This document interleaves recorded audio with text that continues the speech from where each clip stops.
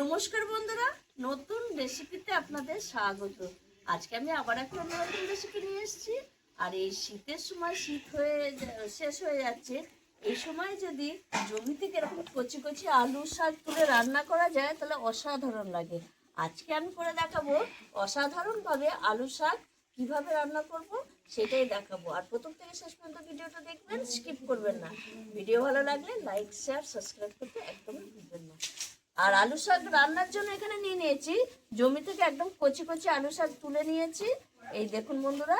আর এইখানে নিয়ে নিয়েছি বেগুন, শিম, রসুন থেতো করা, শুকনো লঙ্কা, কাঁচা লঙ্কা, নুন, সর্ষের তেল, চিনি, হলুদ গুঁড়ো আর কালো জিরে। আর বিশেষ কিছু লাগবে না। প্রথমে আমি আলু শাকটা কেটে ধুয়ে নিয়ে আসবো। আলু শাকটা আমি এরকম ছোট ছোট করে কেটে নেব। দেখুন বন্ধুরা, শাক কেটে ধুয়ে নিয়ে এসেছি। ততক্ষণ আমি উনুনটাও ধরিয়ে নিয়েছি। এবার উনুনে কড়াই বসিয়ে দিয়েছি, দিয়ে দেবো সর্ষের তেল।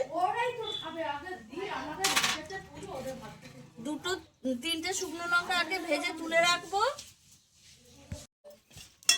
এই শুকনো লঙ্কা ভাজা হয়ে গেছে, এটা তুলে রেখে দেবো। পরে ভেঙে দেবো শাকে, আর পরে দিলে শাকটা খেতে ভালো লাগে। ফোড়নে দিয়ে দেবো আমি কালো জিরে,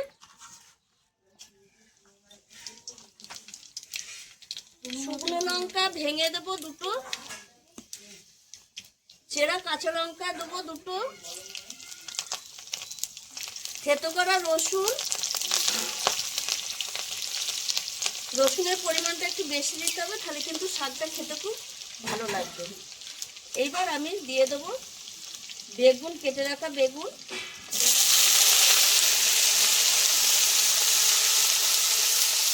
আর দিয়ে দেবো কেটে রাখা শিম।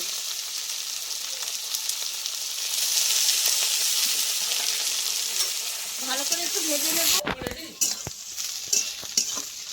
শিম বেগুন আমি 2 মিনিট মতো ভেজে নিয়েছি। এবার আমি দিয়ে দেবো হলুদ গুঁড়ো, স্বাদ মতো লবণ,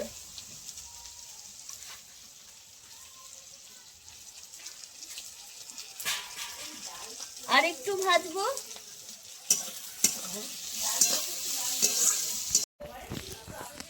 শিম বেগুন ভালো করে ভাজা হয়ে গেছে, এবার আমি আলু শাকটা দিয়ে দেব।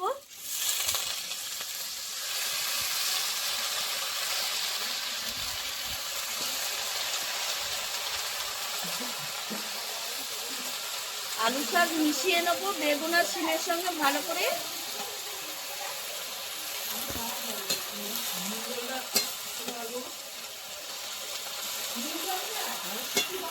আস্তে আস্তে কমে যাবে আলু শাকটা। এই দেখুন বন্ধুরা, আলু শাকটা আমি 5 মিনিট এরকম নাড়াচাড়া করে নিয়েছি। আর আলু শাকটা সেদ্ধও হয়ে গেছে। আর আলু শাকের রসেই মানে বেগুন শিম সব সেদ্ধ হয়ে গেছে, জল দিতে হয় না আলু শাকে। এবার আমি একটু চিনি দিয়ে দেবো স্বাদ ব্যালেন্সের জন্য। শাক মাত্র একটু মিষ্টি দিতে হয়।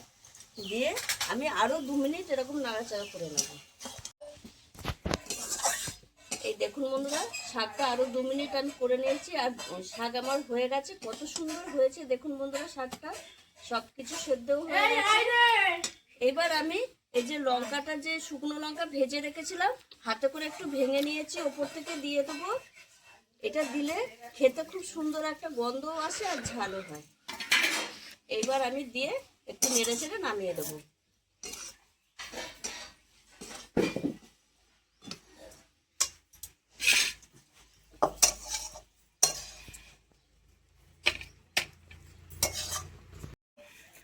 শাকটা যাতে আর একটু টেস্টি মানে করে খাওয়া যায়, তার জন্য আমি এখানে এই দেখুন বন্ধুরা কাসুন্দি নিয়ে নিয়েছি। এটা আমার ঘরের তৈরি কাসুন্দি। আপনাদের কাছে এরকম থাকলে দিয়ে দেবেন, আর যদি না থাকে তাহলে দিতে হবে না। আর কাসুন্দি দিয়ে এই শাকটা যদি খাওয়া হয় অসাধারণ লাগে। কাসুন্দিটা আমি এখানে দিয়ে দিলাম, এর উপর আমি শুকনো লঙ্কা দিয়ে দিলাম। যার ইচ্ছা হবে সে কাসুন্দি আর শুকনো লঙ্কা দিয়ে এই শাকটা খাবে, অসাধারণ লাগে। আর যে খেতে চাইবে না সে খাবে না। আপনারাও এইভাবে একবার আলু শাক রান্না করে খেয়ে দেখুন, অসাধারণ লাগে। আর আমার এই রেসিপিটি যদি আপনাদের ভালো লেগে থাকে তাহলে লাইক করবেন, শেয়ার করবেন, সাবস্ক্রাইব করবেন। আবার দেখা হবে আগামী ভিডিও।